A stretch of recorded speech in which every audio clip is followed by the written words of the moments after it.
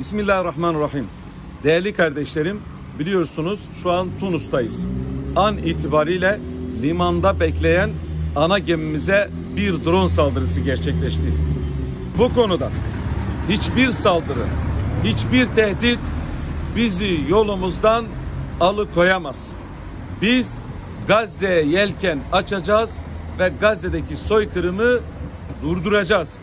Bu vesileyle herkes bulunduğu yerde bu filoya destek vermelidir.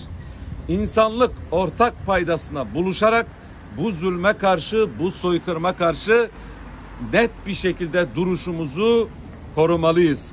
Ve Filistin'in, Gazze'nin haklı ve meşru davasının yanında durmaya devam edeceğiz.